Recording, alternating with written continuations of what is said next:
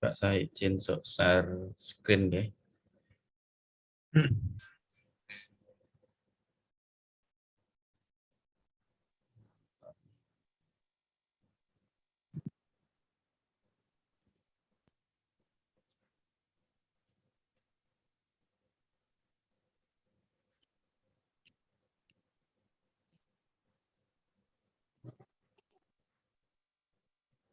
Oke, sudah kelihatan Bapak Ibu? Sudah, Bapak. Oke. Materinya tidak banyak, Allah. Oke, judul materinya itu Evidence Based Nursing pakai bahasa Inggris Bapak Ibu. Nanti sejalan dengan yang dilakukan nanti memang mengunjungi beberapa perpustakaan dunia. Dia pakai bahasa Inggris ya. Jadi kalau bahasa Inggrisnya nanti pas-pasan, Bapak Ibu bisa mengumpulkan aplikasi ya. Aplikasi minimal Google Translate itu bisa digunakan. Sekaligus ini nama saya di kampus Pak Sugeng Masudi. Setelahnya yang akan mengampu mata kuliah evidence. Nanti di tengah-tengah ketika saya menjelaskan, kalau ada pertanyaan monggo silakan langsung resen maupun tangan ngoten ya.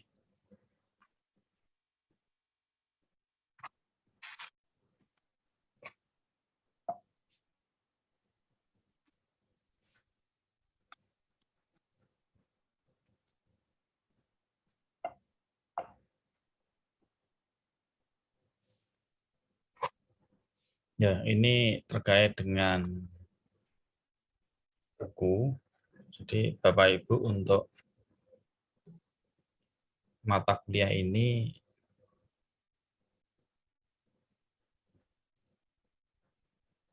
bukunya masih terbatas ya. Terbatas, tapi saya berusaha untuk memberikan yang bagus. Ya. Jadi mata kuliahnya evidence based nursing, nursing itu perawat. Beberapa referensi tidak langsung evidence based nursing, tetapi ada yang namanya evidence based practice in nursing and healthcare. Ini salah satu contoh bukunya. Nanti saya kirimkan PDF-nya. Kalau pengen dibaca silahkan ya, untuk menambah pengetahuan. Nanti beberapa referensi saya ambil dari buku ini. Di evidence based nursing. Selain itu ada lagi tentang evidence based nursing ini namanya evidence based medicine. Medicine berarti medis. Karena ilmu ini sebenarnya yang lebih dulu mengembangkan teman-teman kita yang ada di medis, dokter dan sejawat yang lain. Sehingga ini ternyata evidence based medicine itu ternyata juga bisa diterapkan oleh teman-teman di keperawatan. Masuk ini juga sama evidence based practice in nursing and healthcare. Jadi karena Bapak Ibu di S1, saya paksa ini ya, paksa untuk mempelajari bisa jadi di luar atau yang tidak biasa Bapak Ibu kerjakan. Tetapi ini tampaknya ilmu ini termasuk ilmu yang bermanfaat untuk teman-teman khususnya yang terbiasa ada di klinis dan ilmu ini memang untuk klinisi, untuk klinisi. Jadi ada batasan nanti ketika saya mengajar di mahasiswa reguler yang mana mereka belum pernah ke klinik ataupun sebaliknya teman-teman yang sudah terbiasa di klinik pasti akan menemui berbagai macam permasalahan.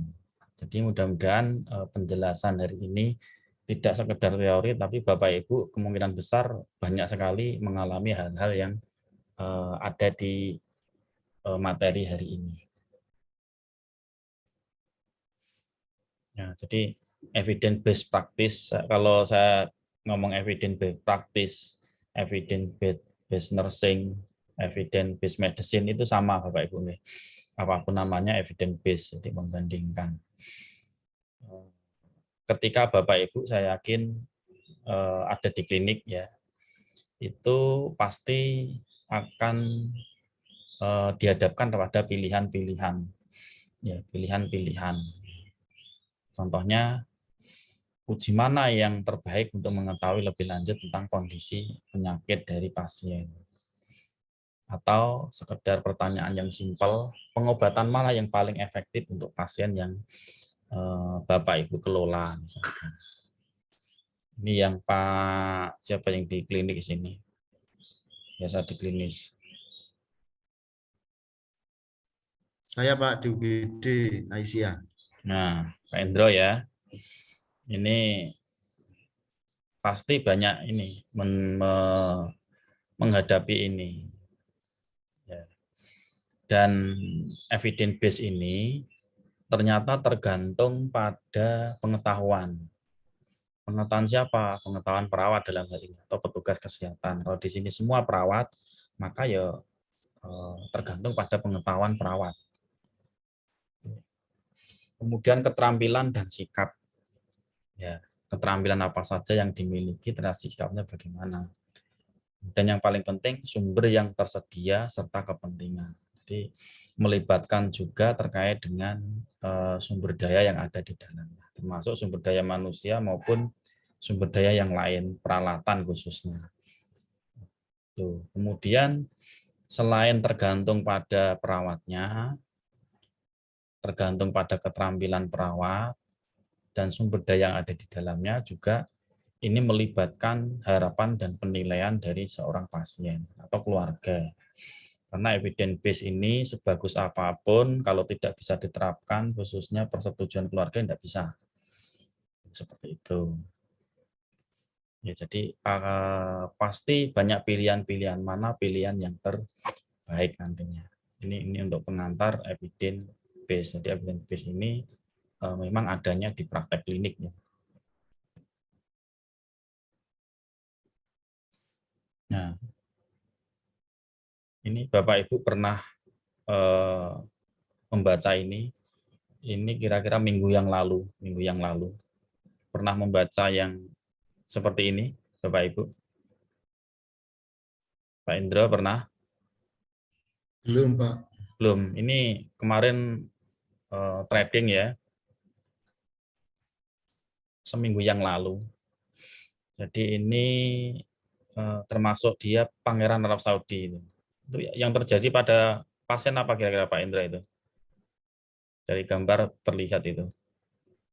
Bisa ulkus Pak, dekubitus. Bukan, apa yang terjadi pada pasien ini kira-kira?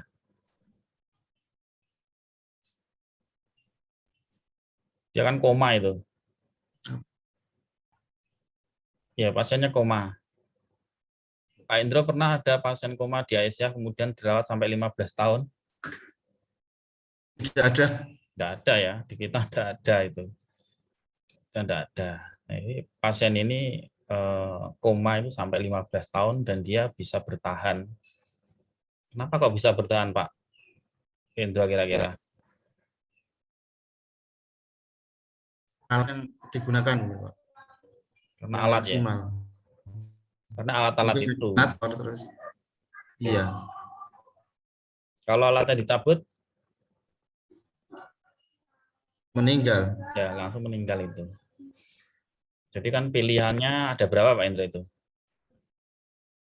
Ada dua, yang satu mau Dua. dipertahankan dengan kondisi koma Ya, atau dicabut tapi meninggal. nah itu kayak gitu. Jadi kenapa itu tetap dipertahankan atau sebaliknya dicabut itu kan tergantung keluarga ya Pak Indra ya. Ya. Ya, jadi minimal di kasus ini ada dua itu tetap dipertahankan. Tampaknya keluarga tetap mempertahankan. Ya, dipertahankan kenapa kira-kira? Pertahankan kira-kira kenapa ini? Lama sekali itu 15 tahun.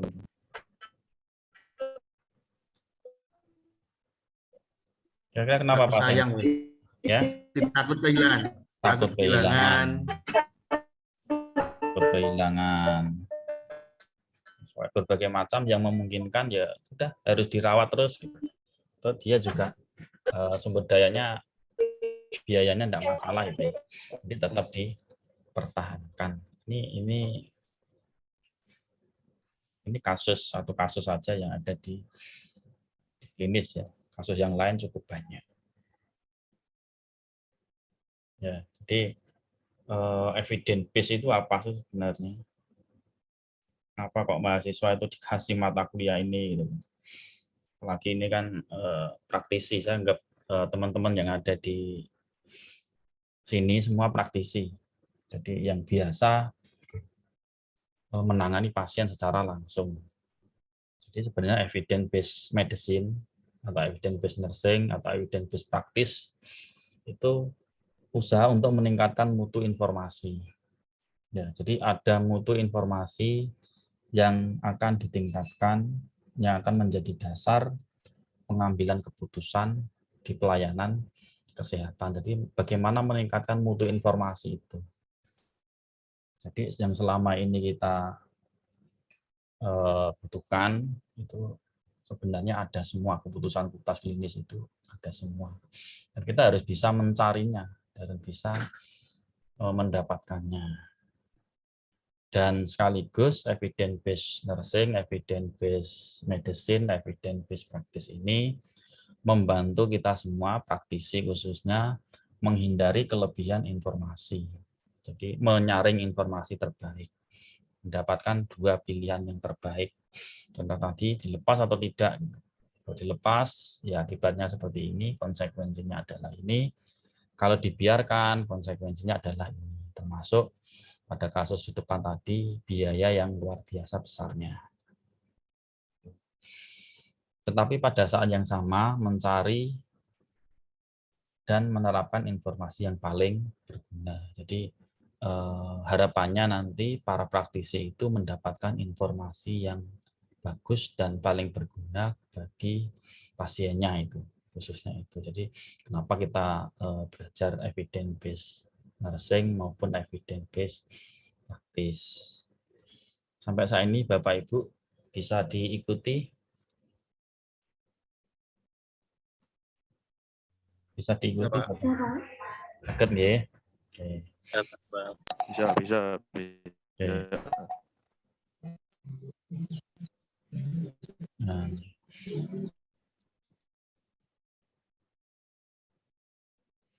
ini beberapa unsur penting dalam pendekatan evidence based practice. Jadi unsur-unsur pentingnya ini ada 4. Yang pertama, menggali ketidakpastian dalam pengetahuan klinik. Jadi bisa jadi situasi klinik itu menimbulkan sesuatu yang tidak ketidakpastian. Jadi mengenali ketidakpastian. Yang kedua, menggunakan informasi pada penelitian untuk mengurangi ketidakpastian. Jadi yang sesuatu yang tidak pasti tadi dengan penelitian, dengan membaca artikel-artikel di jurnal penelitian itu, sehingga yang tidak pasti menjadi pasti. Jadi yang kita gunakan nanti itu apa ya, artikel hasil penelitian, khususnya penelitian yang bagus, yang bisa diakses dimanapun dan kapanpun. Yang ketiga, kita bisa membedakan bahwa mana bukti yang kuat dan bukti yang lemah. Yang paling penting ini, apakah terapi A ini paling bagus dibandingkan dengan terapi B. Yang keempat, mengukur dan mengomunikasikan ketidakpastian dengan probabilitas. Yang keempat ini bersinggungan. Halo, bicara Dok, sing Pak Mulyono tadi dari TPPRI minta resum Dok, resum untuk penjaminan harga medika. Jadi mengurangi ketidakpastian. Jadi unsur penting dalam evidence based practice ini 4 unsur ini tampaknya akan membantu perawat untuk mendapatkan informasi ya dari informasi yang sebelumnya yang tidak pasti. Ini pendekatan penting dalam evidence based nursing.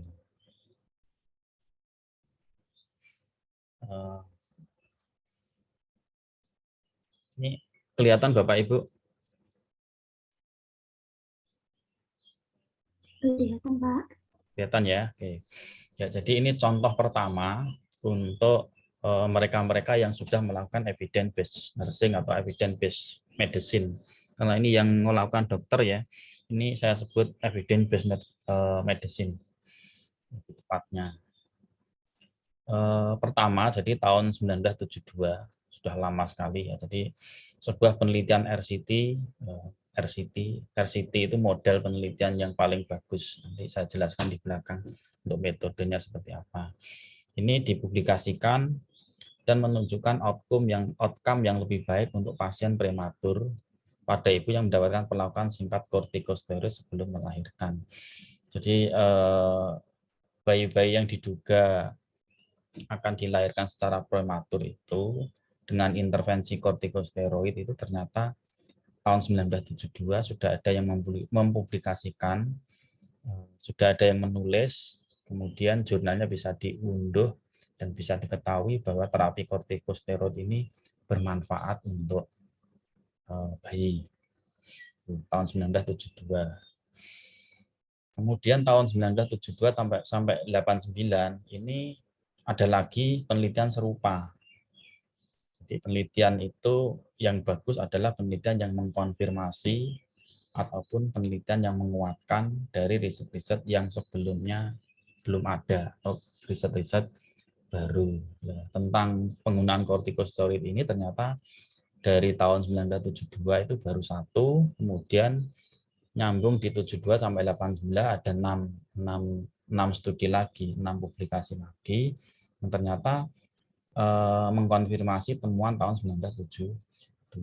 Sebenarnya ini adalah memperkuat dari hasil manfaat dari kortikosteroid. Nah, namun demikian dalam kurun waktu itu maksudnya sampai tahun 1989 itu, meskipun ada 7 hasil riset yang mengatakan penggunaan kortikosteroid yang bermanfaat untuk bayi BPL, tapi ternyata spesialis obgyn itu belum menyadari bahwa pengobatan dengan kortikosteroid efektif. Karena belum menyadari terkait dengan di depan tadi, terkait dengan pengetahuan ya, itu ataupun karena obatnya yang tidak ada, ternyata belum menggunakan kortikosteroid. Ya, jadi pengetahuannya minimal itu belum ada, belum sampai atau belum membaca jurnal tentang kortikosteroid saat itu. Akhirnya apa? Ya tidak diobati. Jadi wanita yang harusnya melahirkan prematur harusnya dikasih kortikosteroid dulu, tapi tidak saat itu. Kemudian 89 ada yang menulis tinjauan sistematis. Tinjauan sistematis itu tinjauan satu artikel tetapi membahas artikel-artikel sebelumnya. Jadi kalau dalam hal ini kemungkinan adalah 7 artikel RCT yang ada di tahun 1972 sampai 89. Jadi artikel-artikel RCT sistematis review itu bermanfaat untuk kita klinisi itu ya, bermanfaat. Karena apa? Itu rangkuman dari penelitian-penelitian sebelumnya. Jadi Bapak Ibu yang kuliah S1 itu kami harapkan sering-sering membaca RCT, membaca tinjauan sistematis. Nah, itu ilmunya ada di situ semua. Kemudian tahun 1989 sampai 91 7 penelitian lagi dipublikasikan. Sama tentang penggunaan kortikosteroid pada kelahiran prematur. Ya, sehingga kesimpulannya apa? Kesimpulannya bahwa dari artikel tersebut itu pengobatan kortikosteroid mengurangi peluang bayi meninggal akibat komplikasi dari imaturitas. Jadi kesimpulannya seperti itu sampai 50%. Jadi kalau ada bayi 10 sebelum dikasih kortikosteroid itu meninggal semua gitu misalkan. Ternyata setelah dikasih kortikosteroid ada 10 bayi, 5 yang survive. Gitu. Jadi kortikosteroid sangat bermanfaat. 50%-nya bisa ditanggulangi untuk kematiannya.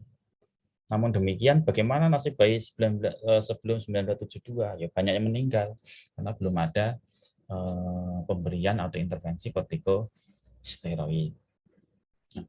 Ini salah satu contoh penerapan dari evidence base dari artikel yang sudah diterapkan, dari seleksi artikel khususnya yang studi RCT maupun yang tinjauan sistematis ini yang perlu Bapak Ibu baca. Nanti ada istilahnya meta-analisis, sistematis review.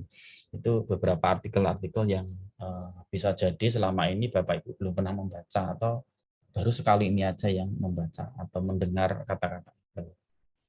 Sampai sini ada komentar Bapak Ibu? Ini salah satu contoh untuk penerapan dari evidence base. Ada yang mau berkomentar, Bapak Ibu?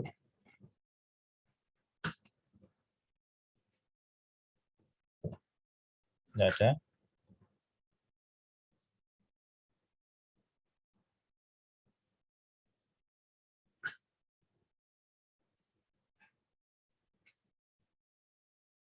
Mbak Erni, ada komentar?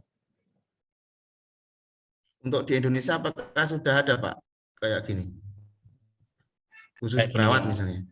Ya, Maksudnya sudah ada yang melakukan artikel seperti ini, misalnya melakukan penelitian semacam ini mungkin. penerapannya gitu Pak Indra maksudnya. Penerapannya. Penerapan.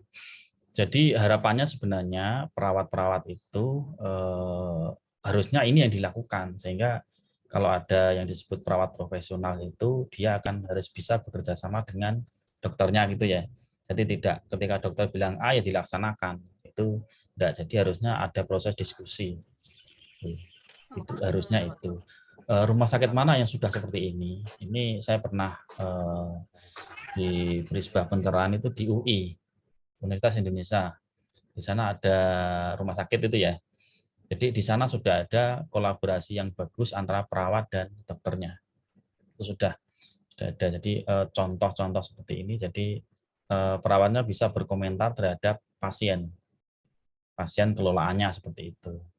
Nah, kalau di kita di Aisyah belum, ya mudah-mudahan nanti dengan pengertian ini perawat bisa mengkomunikasikan dengan gaya bahasa mungkin yang harus diatur ya.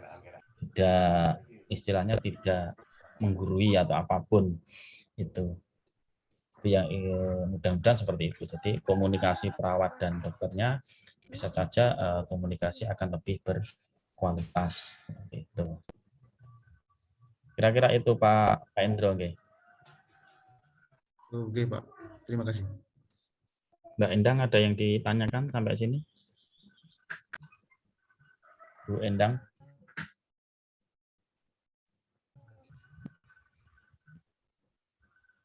Tidak ada?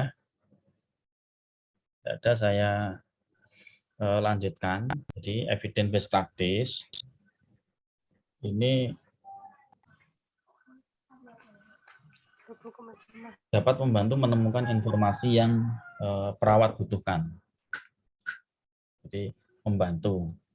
Tidak peduli Anda sudah tahu atau tidak. Jadi, Anda tahu atau tidak itu ya informasi yang di sini bisa membantu sesuai dengan kebutuhan Anda. Jadi titik poinnya ada informasi untuk evidence based practice. Kemudian ini mudah-mudahan ini saya paksa lagi untuk mengenal beberapa website ya. Ini pernah melihat kayak gini Pak Indro? Belum Pak. Ya belum.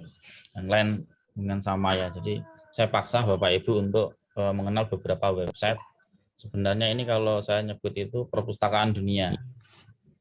Perpustakaan dunia itu bisa diakses setiap hari, setiap saat, sehari 24 jam online terus, jarang sekali down. Ya, jarang sekali down. Dan ini digunakan oleh praktisi-praktisi. Jadi bagaimana mereka yang ada di kedokteran itu ya, dokter-dokter itu kenapa kok mereka dapat cepat sekali dapat informasi. Itu bisa jadi dari media-media seperti ini. National Library of Medicine. Ini tool kita, tool Bapak Ibu yang bisa Anda dapatkan sehingga nanti ada tambahan informasi terkait dengan kasus yang ada di lahan Bapak Ibu yang selama ini hadapi. Jadi informasi apapun ada di sini. Saya share ini tiga perpustakaan dunia. Yang lain masih banyak, sangat banyak sekali. Ini National Library of Medicine ini biasanya teman-teman di kedokteran yang menggunakan. Kemudian lebih umum dari itu ada ini. Yang kedua ini lebih umum.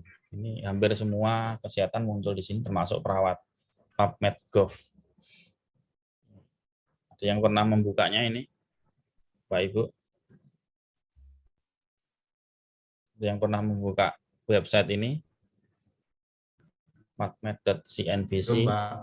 Belum. Mulai saat ini nanti boleh di searching ya. Ini banyak ilmunya di sini ya. Jadi kalau pengen istilahnya perawat harus setara dengan dokter itu ya.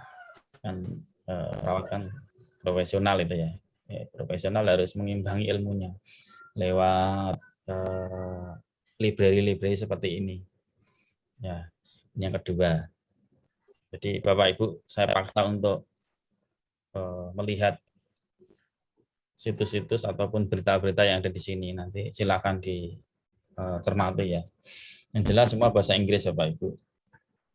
Saya paksa belajar bahasa Inggris. Ya. Bahasa Inggris saya ini Pak, ya berat, harus dibuat ringan ya. Bahasa Inggris itu nih. Ya gitu. Makanya ambil S1 keperawatan biar lebih bagus ya. Jadi bedanya ada nanti yang S1 dengan yang bukan S1. Kan harus beda Bapak Ibu. Jadi ini salah satu ilmu yang mudah-mudahan nanti tidak hanya berguna ketika sekolah saja ya, ketika kuliah. Setelah kuliah pun bisa Anda gunakan. Jadi ilmu umum sebenarnya.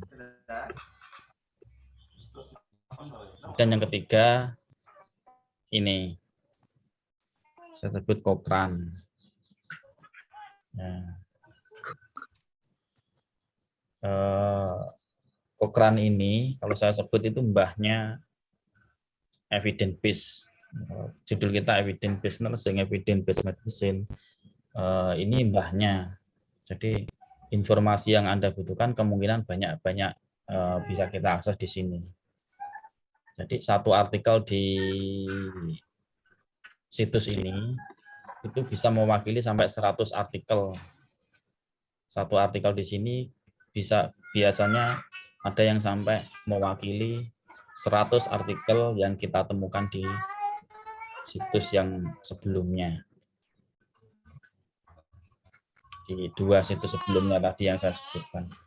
Jadi satu artikel di sini sangat bermutu tinggi. Karena saya sebut mbahnya evidence based itu. Jadi saya paksa Bapak Ibu juga membuka apa yang ada di Cochrane. Dari Google nanti tulis saja Cochrane itu akan muncul di sini. Masuk ini kan muncul coronavirus COVID resource.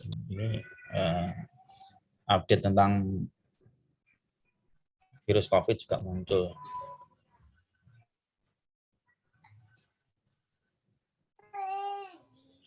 Sampai sini Bapak Ibu ada yang ditanyakan?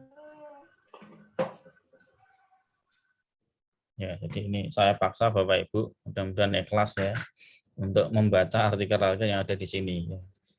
Tidak bisa gimana Pak? Google Translate boleh, silakan.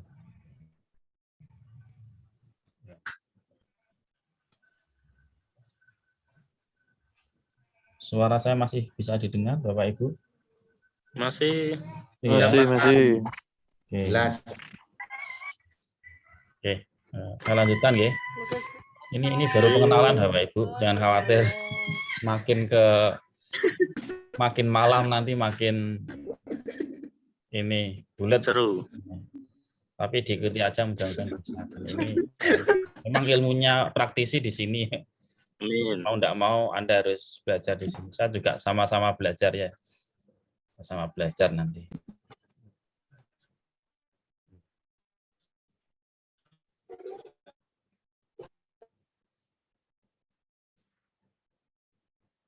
Kemudian ini RCT. Sudah muncul Bapak Ibu.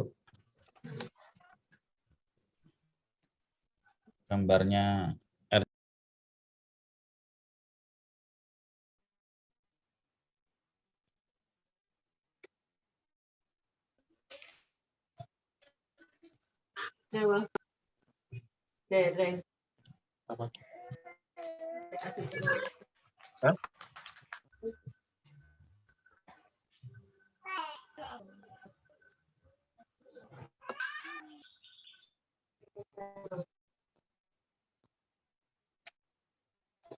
Besok.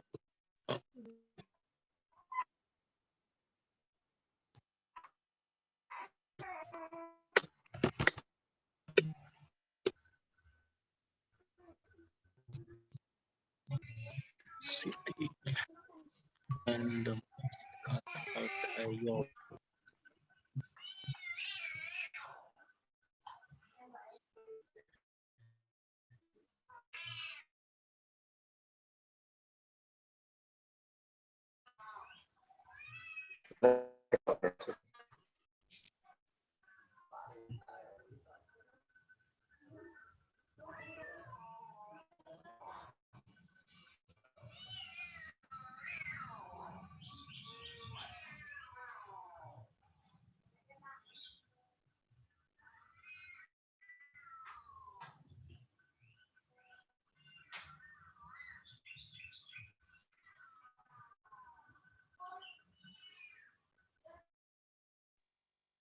Lanjut nih Pak Indro maafkan.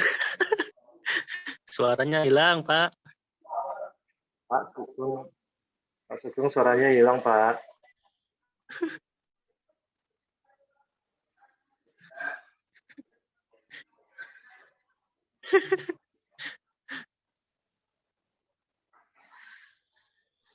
Cek 1 2 3.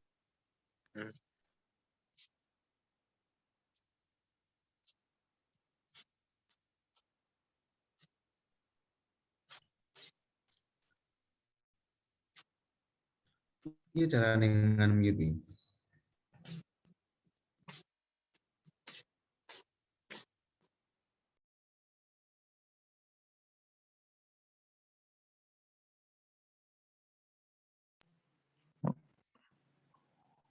Cek.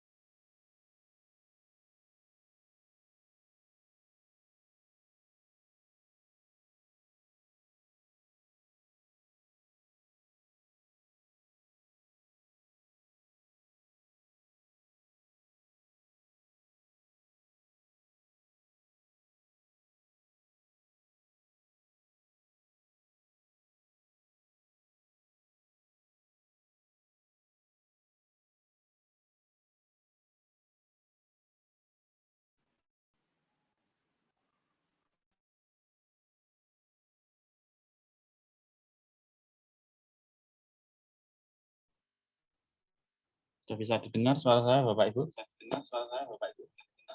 Bisa, Pak. Saya Bisa. Pak, bisa. karena mood atau karena mood ini ya. Ini sudah muncul suara saya? Sudah, Pak. Sudah. Ya, oke. Sudah. Saya lanjutkan. Sudah, Pak, sudah. Desain RCT ya. Jadi RCT itu desain penelitian yang paling bagus, yang tidak semua peneliti bisa, karena membutuhkan tingkat rigid ya, sangat cukup rigid. Ini pengetahuan saja, jadi Bapak Ibu kalau pengen melihat artikel nanti, artikel riset penelitian, itu yang paling bagus, kalau pengen baca itu di desainnya ada kata-kata RCT. Ya. Jadi desain penelitian banyak, ada pra-eksperimental, eksperimental, true eksperimental, kemudian cross-seksional, dan ada RCT. RCT ini yang kita bahas saat ini. Informasi saja. Jadi kenapa RCT ini cukup bagus untuk kita lihat, khususnya hasil penelitian RCT.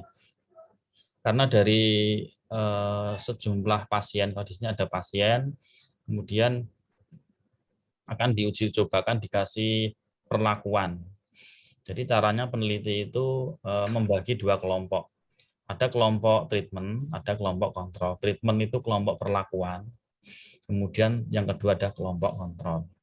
Ya, pemilihan kelompok treatment dan kelompok kontrol, perlakuan dan kelompok kontrol ini menggunakan random, jadi diacak. Yang paling penting itu. Jadi baik penelitinya maupun pasiennya dia tidak tahu. Penelitinya pun tidak tahu mana kelompok kontrol, mana kelompok perlakuan. Istilahnya blind. Jadi penelitinya buta, tidak tahu mana yang kelompok kontrol, mana kelompok perlakuan. Kemudian sama-sama keduanya diberikan perlakuan, follow up dan standar, istilahnya seperti itu. Ketika dibuat perlakuan, kelompok perlakuan diberi zat A, kelompok kontrol diberi zat B, itu peneliti juga tidak tahu zat A-nya mengandung apa, zat B-nya mengandung apa juga tidak tahu. Yang tahu orang lain selain peneliti. Jadi penelitian ini penelitian yang cukup sulit sehingga dianggap hasil RCT ini cukup valid untuk mengetahui sebuah hasil penelitian. Jadi kalau ada penelitian RCT ini penelitian yang bagus, Bapak Ibu.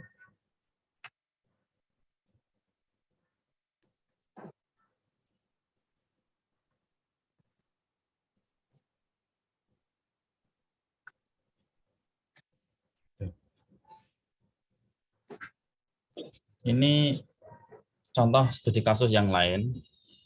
Studi kasus yang kedua, contohnya seorang pasien datang ke klinik dengan gigitan anjing. Jadi ada pasien tergigit anjing, kemudian datang ke klinik. Perawat melihat, mengobservasi, ternyata bekas gigitannya tampak bersih. Sebut saja ini Nestono, tapi kemudian Nestono dan pasiennya saling bertanya-tanya juga. Bertanya-tanya dengan sebuah pertanyaan. Apakah perlu pemberian antibiotik untuk profilaksis, khususnya untuk pasien yang sedang tergigit anjing ini? Jadi bingung ini, mau perawat Tononya sebagai perawat maupun pasiennya juga bingung. Perlu nggak dikasih antibiotik gitu? Jadi pemberian obat memang harus hati-hati, termasuk di kasus ini. Kemudian karena bingung, kemudian perawat Tono ini mencari penelitian serupa. Dia mencarinya di Medline, di salah satu sumber tadi yang saya sebutkan di depan, Medline, dan menemukan sebuah meta-analisis. Jadi menemukan sebuah artikel meta-analisisnya disebut, bisa saja meta-analisis ini asalnya dari Cochrane yang di atas tadi, yang mbahnya evidence base. Ya, menunjukkan bahwa angka rata-rata gigitan anjing adalah 14%. Jadi di seluruh dunia itu ngomong ya ada yang tergigit KA anjing itu 14%. Antibiotik bisa mengurangi risiko sampai setengahnya. Jadi antibiotik ternyata efektif untuk mengurangi risiko infeksi ya, infeksi akibat gigitan, tapi separuhnya saja. Ini yang Anda dapatkan di sebuah artikel. Kemudian mahasiswa harus bisa menerjemahkan. Jadi kalau di sini lihatnya maknanya apa studi ini. Jadi maknanya bahwa ketika ada 100 orang digigit anjing, dengan antibiotik akan menyelamatkan 7 yang terinfeksi. Yang 7 orang yang terinfeksi akan diselamatkan dengan antibiotik. Mengobati 14 orang dengan gigitan anjing akan mencegah infeksi. Jadi ini harusnya menurut berita ini, menurut artikel ini ya dikasih antibiotik harusnya. Antibiotik bagus untuk mencegah infeksi atau sebagai propilaksis. Ini kemudian informasi yang bagus ini kemudian di-share ke pasien. Pasien memberikan penjelasan tersebut. Ya, konsekuensi kemungkinan untuk terjadinya infeksi. Tapi apa? Pasiennya ternyata tidak mau. Ya, boleh saja pasien itu tidak mau antibiotik. Saya tidak mau minum antibiotik dengan berbagai alasan saat itu.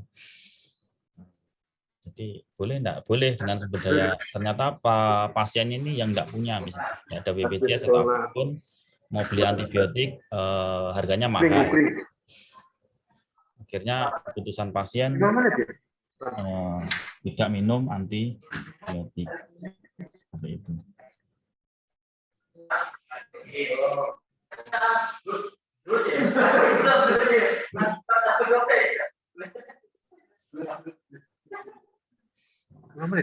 Ya. Jadi keputusan pasien ternyata tidak mau minum antibiotik dengan berbagai alasan. Akhirnya perawatnya harus antisipasi juga. Oke lah kalau tidak mau, memang itu adalah hak dari pasien. Tapi perawatnya bilang gini, 1 minggu lagi harus kontrol gitu, ya kontrol. Akhirnya minum antibiotik 1 minggu kontrol. 1 minggu. Wow.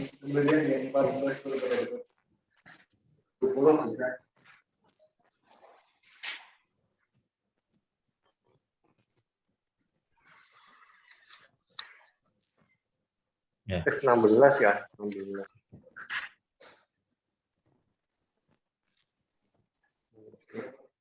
16.25, 16.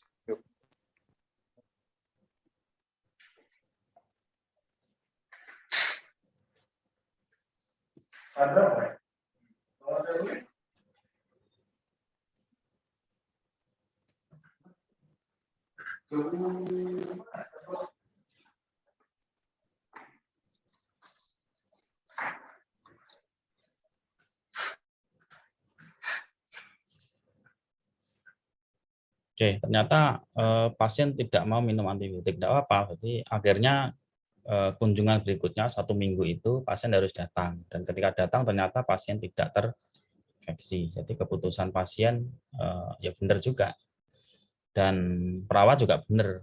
Ketika tidak minum antibiotik diharuskan untuk kontrol seperti itu, untuk meyakinkan bahwa pasien tidak mengalami infeksi. Ini contoh kedua untuk penggunaan evidence base. Dari sini Bapak Ibu ada yang ditanyakan? Semakin ngerti atau malah belas?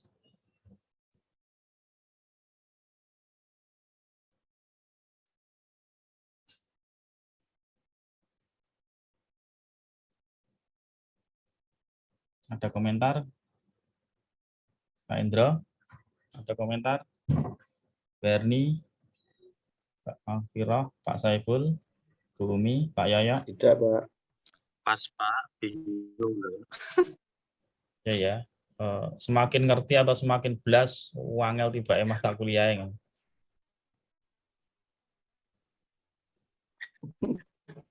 Pelan-pelan, Pak Mas. Ya, pelan-pelan tidak apa-apa. Ya ini memang kalau saya lihat seperti itu. Jadi sulit, tetapi ini sebenarnya berguna untuk teman-teman yang ada di klinis. Ya. Sudah 1 jaman ya, cepat sekali 1 jam. Oke. Saya lanjutkan Bapak Ibu. Jadi ini contoh kedua, mudah-mudahan makin membuat jelas dan tidak sebaliknya ya. Ini contoh yang lain tidak saya terjemahkan Bapak Ibu. Jadi contoh yang lain misalkan ada yang awal ini, yang atas ini belum muncul ya. Sudah muncul slide berikutnya ya? Belum. Belum ya? Nggak tahu nih internetnya agak low.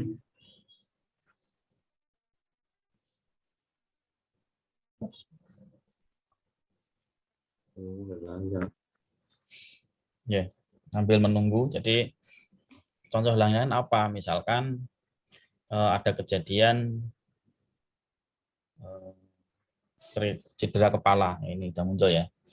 Ada kejadian cedera kepala yang atas itu. Kemudian pertanyaannya, bagaimana cara untuk menurunkan tekanan intrakranial, peningkatan tekanan intrakranial itu ya. Bagaimana caranya? Maka Anda boleh melihat artikel-artikel yang RCT tadi, yang menunjukkan bahwa cara untuk menurunkan penurunan tekanan intrakranial bagaimana. Kalau Pak Indra biasanya gimana Pak? Kalau ada pasien COP misalkan.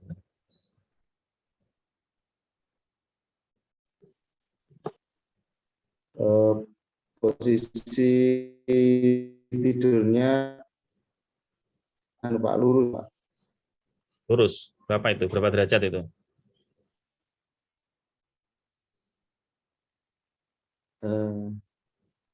Selama ini yang ada di rumah sakit memang sejajar gitu, lurus 90. Sejajar. 180 lurus. 180 Sejajar, 90? ya, sejajar. 180.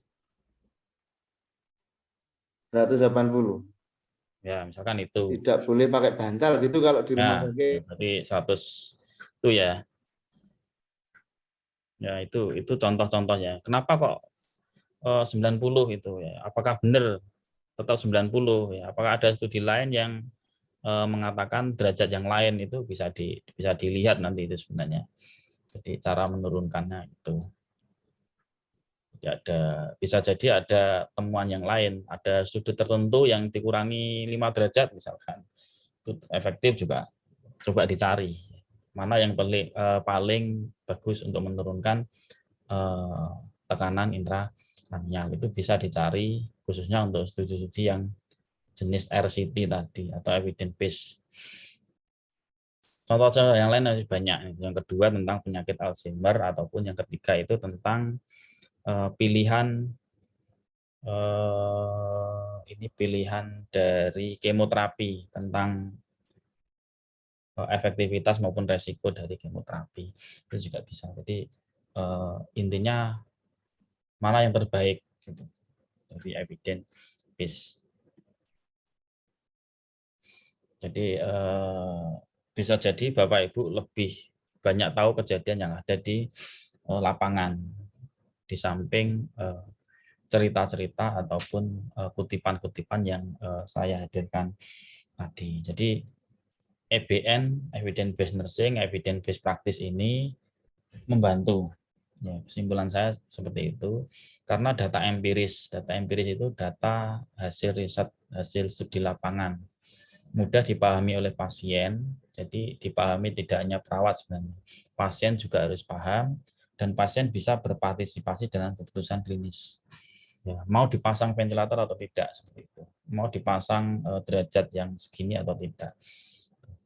Perubahan budaya dan pelayanan kesehatan menuju partisipasi konsumen dalam pengambilan keputusan pelayanan kesehatan. Informasi semacam ini yang sekarang diminta pasien.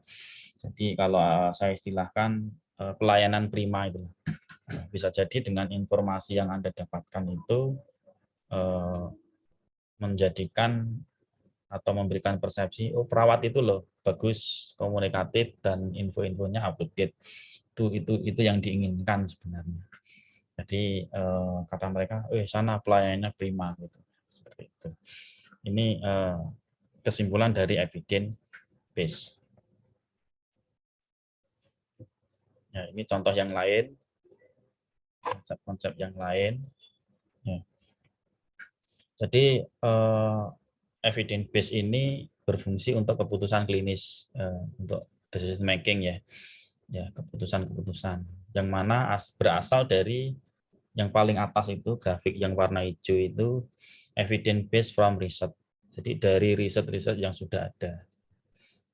Jadi melibatkan, kalau pengen decision making di evidence based, ini melibatkan 3. Jadi external evidence from research, dari hasil-hasil riset tadi yang saya sebut di PubMed, kemudian Medline maupun Cochrane tadi, external evidence from research. Kemudian clinical expertise, ini dari senior-senior yang ada di sana Bapak Ibu. Jadi bisa jadi Bapak Ibu misalkan menjadi PP perawat primer, kan ada karunya ya, karunya itu sebagai clinical ataupun dokter yang ada di sana. Jadi pengalaman mereka itu harus kita hargai juga di evidence base ini. Kemudian yang ketiga adalah nilai-nilai dari pasien maupun keluarga. Jadi dengan menggabungkan ketiga ini, external evidence base, clinical expertise, kemudian pasien, nilai pasien, maka keputusan klinis ini akan sangat berguna untuk pasien. Itu inti dari komponen dari evidence base practice. Fungsinya apa kalau melakukan evidence based practice? Itu adalah selain keputusan yang bagus, maka peningkatan kualitas dari pelayanan kesehatan. Jadi quality patient outcome ini akan meningkat. Ya, ini sebenarnya yang pengen saya kira semua rumah sakit, semua pelayanan kesehatannya pengen quality patient outcome. Sampai sini Bapak Ibu ada yang ditanyakan?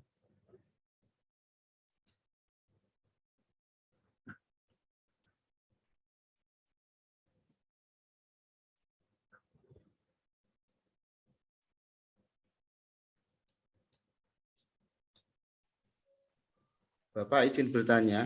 Ya, monggo Pak Endro. Ya, begini, kalau di rumah sakit itu ada istilahnya studi kasus, Pak. Jadi misalnya ada kasus sulit itu nanti didiskusikan antara misalnya di UGD antara medis dan perawat. Nanti kita ngundang dokter spesialis. Apakah seperti itu disebut evidence based juga, Pak? Bisa. Jadi yang kedua tadi, yang clinical expertise tadi. Jadi itu sebenarnya kan untuk memutuskan sebuah tindakan ya Pak Indro ya. Ya, untuk mengambil tindakan, apakah tindakan ini sudah sesuai atau belum gitu loh. Ya.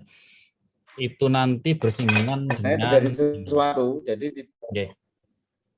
bersinggungan dengan kalau di manajemen keperawatan ada ronde keperawatan tampaknya itu masuk ronde keperawatan, tetapi informasi di dalamnya itu kalau perawat bisa mendapat evidence base-nya from research itu akan sangat bagus. Jadi Pak Endro di situ tidak hanya mendapatkan informasi dari senior ya, clinical expertise tadi yang saya sebut, tetapi Pak Endro sebagai perawat itu punya pegangan juga. Saya ada artikel bagus itu seperti ini loh. Jadi diskusi antara perawat dengan sejawat yang lain itu ada. Jadi sejawat lain punya juga guideline, Pak Endro juga punya informasi yang berasal dari evidence based eksternal yang dari riset itu.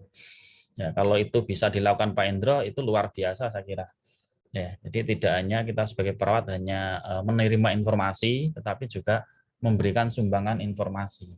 Ya, yang paling bagus harusnya memberikan sumbangan informasi juga gitu loh. Jadi tidak sekedar mengambil informasi, meskipun di sana juga ada expertnya. Jadi expert bisa jadi expert itu mengambil informasi dari eksternal evidence base, bisa jadi seperti itu. Dan mereka harus seperti itu, maka disebut pakar ya mereka ya.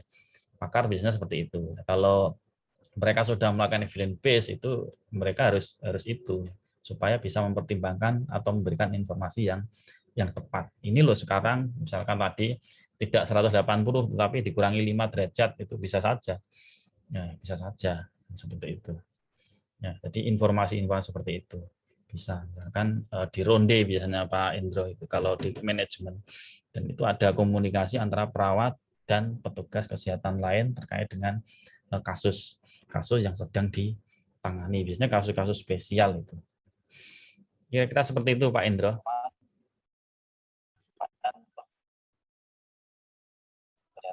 Oke, Pak, terima kasih penjelasannya. Pak Saiful mau bertanya, monggo silahkan. Izin bertanya, Pak. Monggo, Pak Saiful. Untuk ini mata kuliah ini setelah jenengan jelas nih, wow, untuk penangkapan saya itu berarti kita harus update, kasarnya kita harus update ilmu dari sumber-sumber yang jurnal lah. Selama ini saya kan kerja di puskesmas, tapi selama ini kita kan enggak dari jurnal, tapi dari, kalau di puskesmas itu dasarnya dari Kemenkes atau dari satu dari buku sumbernya Kemenkes atau yang itu itu dari semua yang saya tangkap itu, apakah itu termasuk dari yang jenengan sampaikan itu gitu, yang kalau kita yang itu.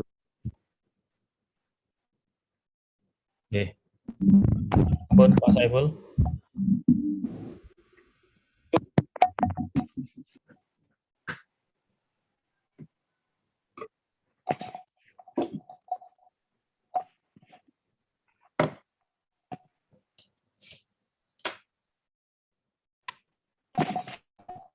Putus-putus, Pak.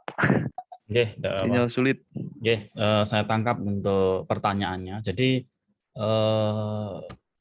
evidence base itu asalnya kemungkinan itu kan SOP biasanya, sudah berbentuk SOP ya. Evidence base itu biasanya sebelum SOP itu. Kenapa SOP itu muncul gitu loh? Bisa jadi yang membuat SOP itu dia melakukan evidence base. Jadi teman-teman perawat yang menerima SOP itu dari Dinas Kesehatan maupun Depkes itu ya, itu sudah jadi. Itu asalnya dulu bisa jadi itu dari evidence base. Seperti itu. Ya. Kalau yang SOP kan pasti dilaksanakan itu dan pasti aman ya. Itu sudah dari hasilnya itu. Bisa jadi hasil dari sebuah evidence base. Saya jawab seperti itu, Pak Saiful ya. Terus.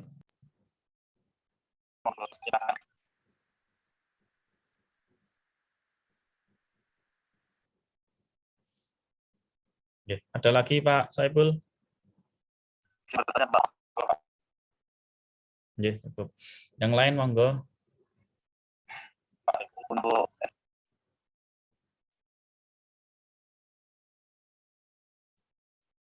Yang lain ada? Ini sudah jam 16 ya.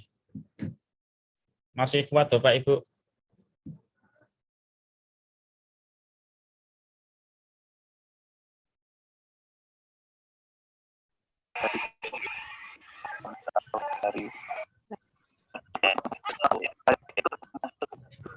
Jelas suaranya.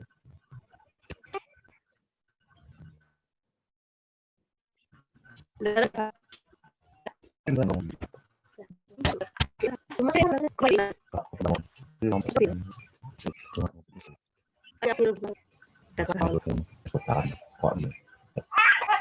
radio muka sik to, dua ngisor kuliah sik to. Bisa aja.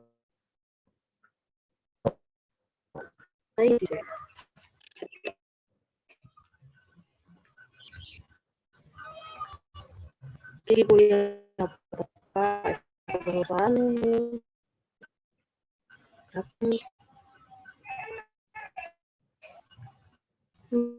Ndek aku lupa.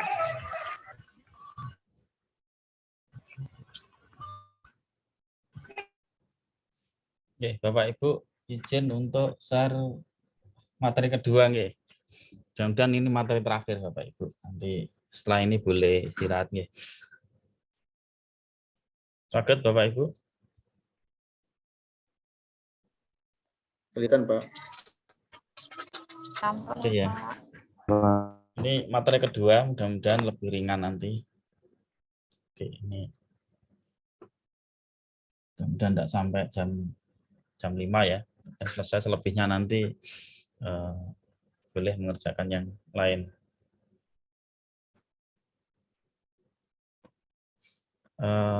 Itu tadi yang awal tadi adalah pengantar. Jadi covernya saja Bapak Ibu. Jadi saya yakin beberapa kejadian sering Bapak Ibu alami ya terkait dengan itu, masuk kasus-kasus yang sudah pernah dikerjakan Pak Indro tadi tentang mengundang ekspor dan seterusnya. Kemudian yang berikutnya ini adalah prosesnya evidence based nursing. Jadi sebenarnya ada 4 langkah. Jadi kalau kita pengen evidence based itu hanya 4 langkah. Ya, pertama, merumuskan pertanyaan klinis yang harus dijawab. Kedua, menentukan bukti terbaik. Ketiga, menilai bukti secara kritis. Dan keempat, aplikasi bukti. Jadi karena ini evidence based, ini mestinya harus diaplikasikan. Ya, jadi kalau di mahasiswa reguler, kemungkinan hanya bisa dilaksanakan nomor 1, 2, dan 3. Nomor 4 gimana? Kalau enggak klinis enggak bisa ini.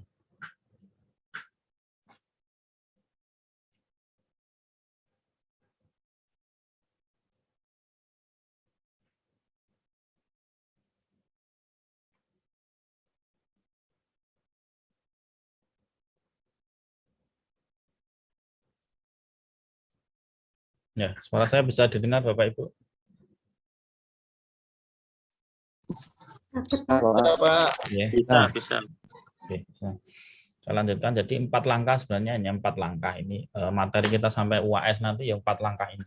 Jadi ini langkah-langkah yang akan diulang-ulang terus untuk bisa melakukan evidence based nursing. Pada ini pada sebelum UTS ini terbatas pada langkah 1 dan 2. Kita belajar langkah 1 dan 2 saja untuk sebelum UTS. Terlebihnya 3, 4, kalau 4 memungkinkan dilaksanakan, alhamdulillah enggak juga enggak apa-apa.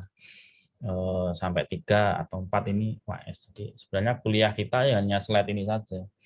Bagaimana langkah 1, 2, 3, dan 4 untuk proses evidence based. Jadi, langkah pertama ini. Hari ini saya tuntaskan langkah pertama aja. Lainnya nanti ya setelah pertemuan kedua saja. Merumuskan pertanyaan klinis yang harus dijawab. Jadi merumuskan saja ini langkah-langkah dalam evidence based. Prinsipnya bahwa perawat mengakui masalah masih banyak yang belum diketahui. Jadi istilahnya gelas ya kita menjadi gelas kosong gitu aja. Masih banyak sih hal-hal yang tidak kita ketahui ternyata. Dan perawat bukan manusia super ya, tidak semua hal tahu. Ya, kita harus seperti itu. Kita bukan manusia super, jadi istilahnya semua hal dilakukan oleh perawat kadang. Dan mohon maaf ada sindiran juga terkait dengan perawat kadang teman-teman yang di siapapun sebenarnya juga kritik, autokritik pada diri saya sendiri. Kadang ketika di lapangan itu semua kita kerjakan nih Bapak Ibu. Tapi apa kadang kita tahu ini semua kita kerjakan tetapi kita lupa dengan tugas kita. Itu autokritik. Tugas kita itu apa kira-kira Bapak Ibu? Tugas kita itu apa? Mbak Umi ada on? Mbak Umi masih menyimak ini? Mbak Umi ada? Masih, Pak. Ya. Kira-kira tugasnya apa Mbak Umi? Perawat itu. Tugas perawat itu apa sebenarnya?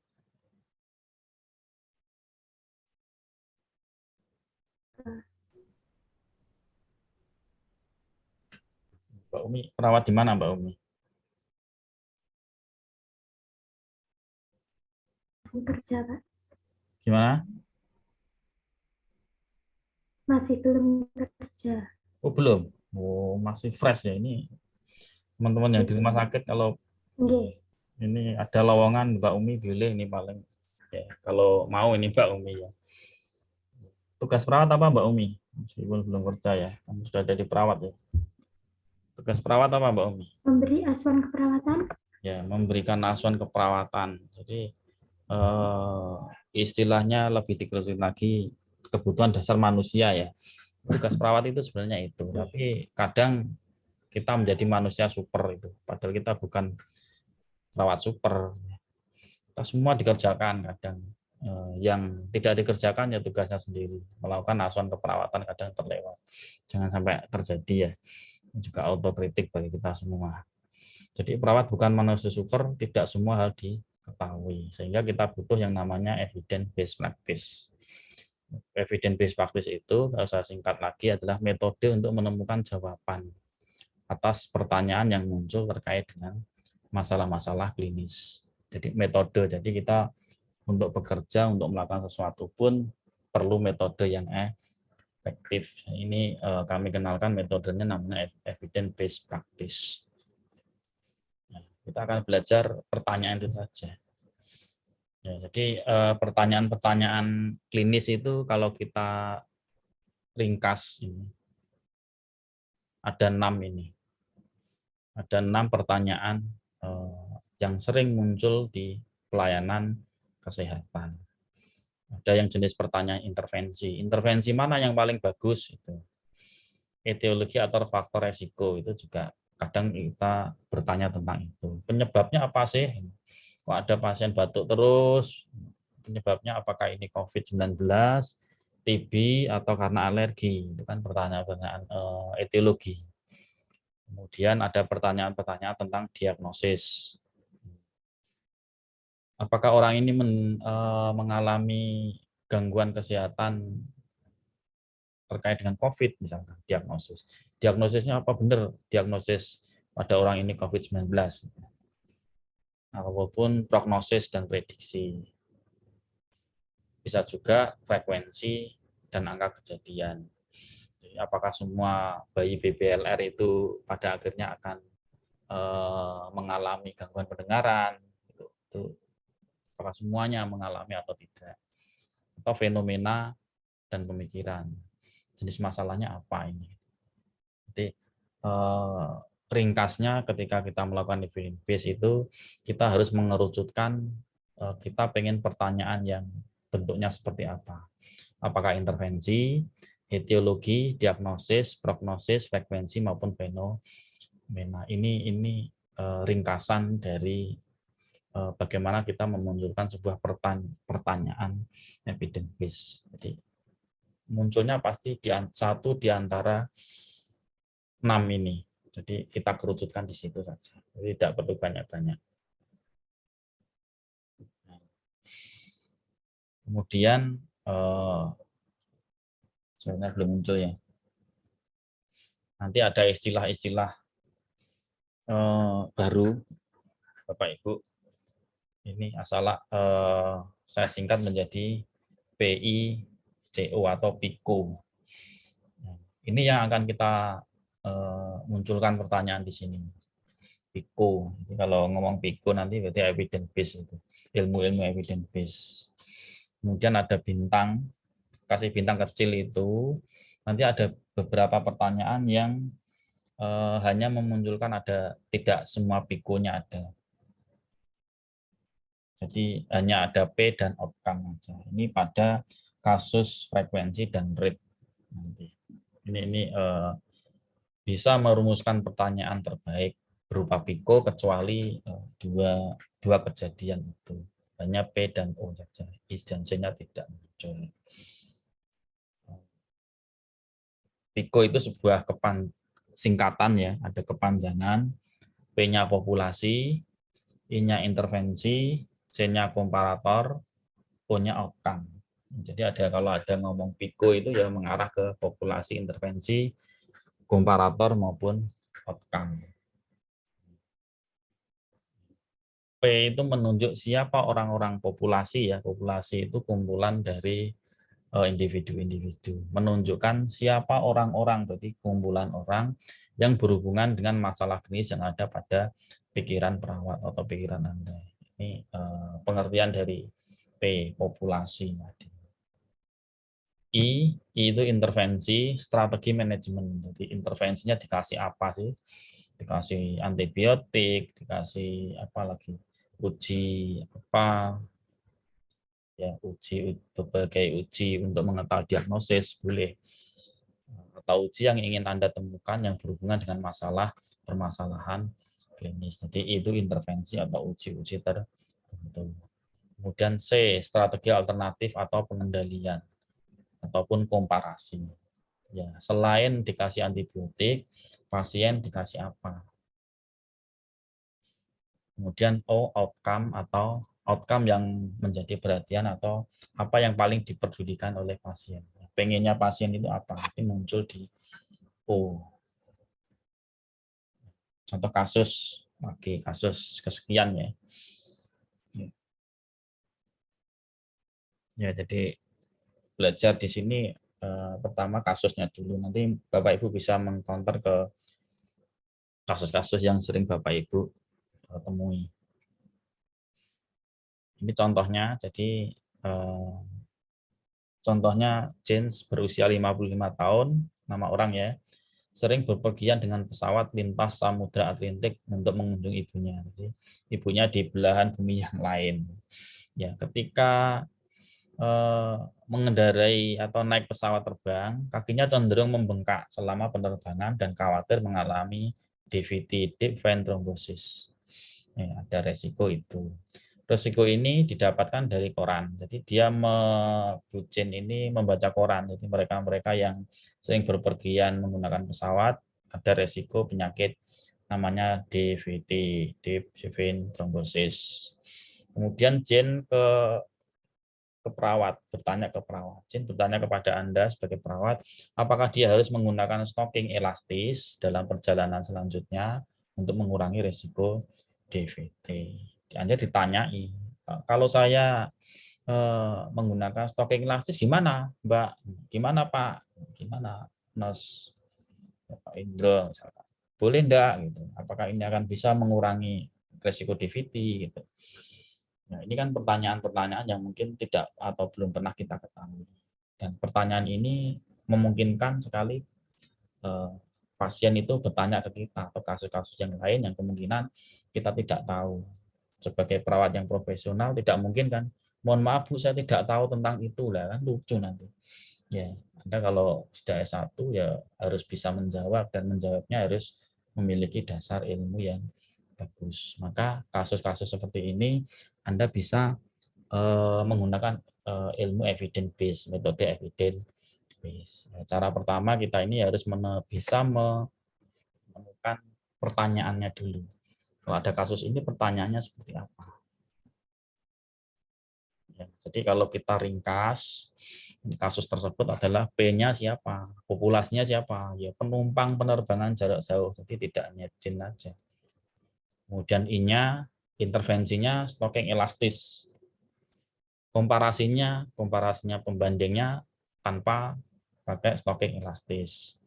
Outcome-nya terjadinya di PT. Jadi inilah yang harus kita rumuskan ketika kita melakukan evidence based dari kasus, kita counter ke PICO ini. PICO yang saya sebut di depan. PICO, PICO-nya apa? Sehingga dari PICO ini akan muncul pertanyaannya seperti ini. Pada penumpang penerbangan jarak jauh, apakah menggunakan stocking elastis dibandingkan dengan yang tidak menggunakan stocking elastis dapat mencegah terjadinya DVT? Slide-nya belum muncul. Nah, ini. Jadi pada step yang pertama, Bapak Ibu saya harapkan bisa menyusun pertanyaan ini dari kasus yang ada dengan metode PICO. Pada penumpang penerbangan jarak jauh, apakah menggunakan stocking elastis dibanding dengan yang tidak menggunakan stocking elastis dapat mencegah terjadinya DVT? Ini contoh pertanyaan untuk step pertama yang harus Bapak Ibu bisa buat, bisa tulis ketika ingin melakukan evidence based. Ya, sampai sini ada yang ditanyakan Bapak Ibu? Kalau kita ringkas seperti ini. Sampai sini ada yang ditanyakan Bapak Ibu? Tidak, Pak. Ya, ini contoh yang lain sudah masuk ke step pertama. Ini baru step pertama dari 4 stepnya. Sampai nanti UAS kita akan belajar yang 4 step ini. Ya. Pelan-pelan saja, hari ini kita satu step aja. Dari kasus, kemudian dibuat pikonya, dari piko muncul pertanyaan. Jadi saya ulangi lagi, misalkan ada kasus Jin berusia 55 tahun, sering berpergian menggunakan pesawat lintas Samudra Atlantik untuk mengunjungi ibunya. Kakinya cenderung bengkak selama penerbangan dan khawatir terjadi DVT. Risiko ini didapat dari koran. Jane bertanya kepada Anda sebagai perawat, apakah dia harus menggunakan stocking elastis dalam perjalanan selanjutnya untuk mengurangi risiko DVT. Anda tuangkan dalam piko, pikonya muncul, bisa terjawab semua, kemudian diringkas menjadi pertanyaan. Pada penumpang penerbangan jarak jauh, apakah menggunakan stocking elastis dibandingkan dengan yang tidak menggunakan stocking elastis dapat mencegah terjadinya DVT. Nah, ini Bapak Ibu harus bisa menerjemahkan kasus menjadi pertanyaan melalui piko. Nah, ini langkah 1 Bapak Ibu.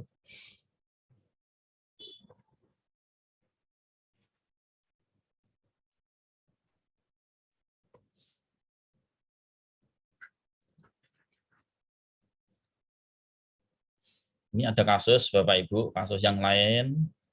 Pertanyaannya cukup simpel sebenarnya. Buatlah sebuah pertanyaan penelitian klinis yang menggunakan metode piko. Ini ada kasus 1, kasus 2, kasus 3, kasus 4, kasus 5,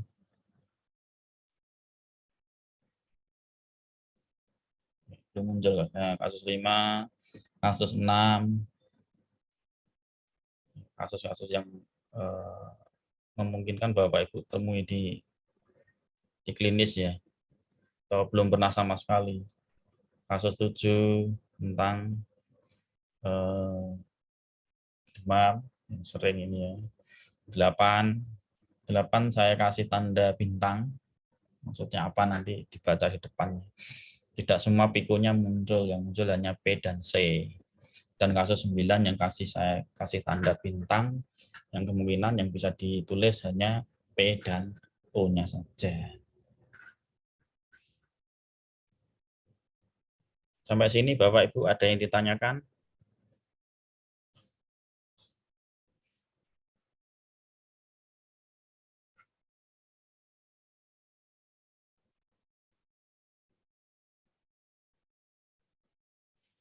Ditanyakan Bapak Ibu, ini ada kasus-kasus, jadi dari materi sebelum tadi khusus di slide ini nanti Bapak Ibu saya minta untuk coba menerjemahkan ke piko, kemudian dibuat sebuah pertanyaan sesuai dengan contoh. Jadi ada 9 kasus ya.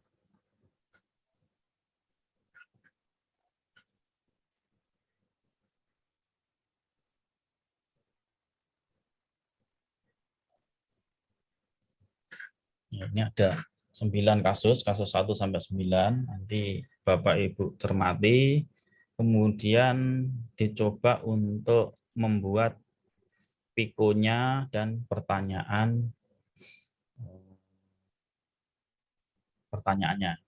untuk langkah 1 kan, membuat pertanyaan kompetensi. Berani mencoba Bapak Ibu?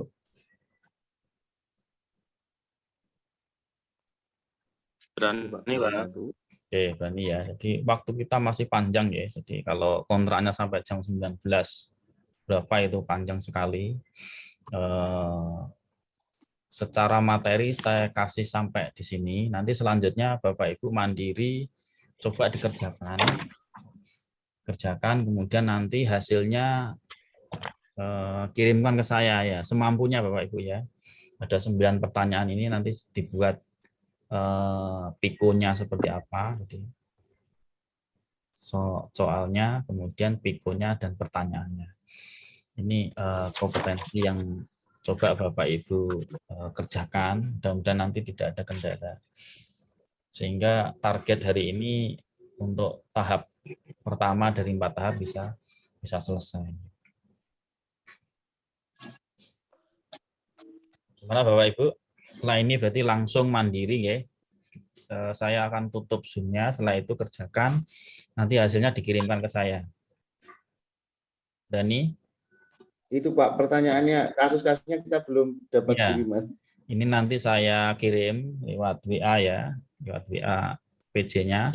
Nanti coba nanti dianalisis semampunya saja Bapak Ibu. Ada 9 kasus, coba untuk dianalisis menjadi PIKO dan pertanyaannya. Sehingga nanti langkah selanjutnya akan lebih gampang. Sakit nggih? Iya, Pak. Oke, Pak, insya Allah. Coba nggih, pelan-pelan dicoba, slide-nya dibaca-baca lagi, nanti coba dikerjakan. Ada 9 kasus, dicoba saja. Misalkan saya hanya selesai 1 ya enggak apa-apa, nanti selanjutnya dicoba di lain hari. Saya tunggu hasilnya khusus untuk hari ini, misalkan sampai pembelajaran habis jam 19 itu ya, dapatnya berapa kirimkan saat semampunya ya Bapak Ibu. Yang penting bukan kuantitasnya tetapi kualitas jawaban. Saya pengen yang itu. Misalkan cuma bisa 1 ya sudah, enggak apa-apa. Yang lainnya saya bingung gitu. Misalkan bisa 9 ya alhamdulillah, dan 9-9-nya benar. Ya, benar metode. Jangan sampai 9-9-nya salah semua ya, jangan. Ya, maka coba untuk belajar dari sini. Ya, nanti aplikasi di klinik akan lebih gampang Bapak Ibu. Ngoten nggih Bapak Ibu. Ini baru jam 8, jadi cukup banyak. Nanti istirahat maghrib ya, silakan istirahat, kerjakan lagi, dan mudah-mudahan ini trigger untuk pertemuan kita hari ini. Ngoten nggih? Untuk tugasnya lewat WA itu Pak, ngirimnya. Ya, nanti saya kirimkan WA, nanti terus dikirim email aja, nanti alamat emailnya tak kasih tahu. Ya. Ya, saya tunggu Lewat nanti, email ya, berarti. Ya. Sampai jam 19 atau 20 lah, maksimal 20 mau nih. Jam 8 malam nanti tugasnya sudah dikirimkan di saya.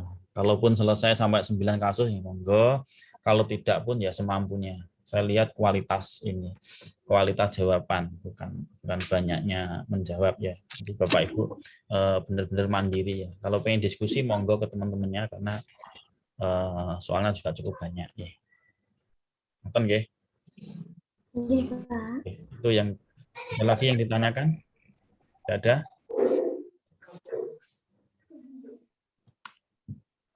Kalau tidak ada, saya cukupkan. Nanti file-file semua akan saya kirim lewat WA dari PJMK yang tadi sudah Jabri ke saya. Saya akhiri Bapak Ibu, semoga bermanfaat untuk evidence base hari ini. Jika ada yang kurang mohon maaf. Saya akhiri, wassalamualaikum warahmatullahi wabarakatuh. Waalaikumsalam warahmatullahi wabarakatuh. Waalaikumsalam warahmatullahi wabarakatuh.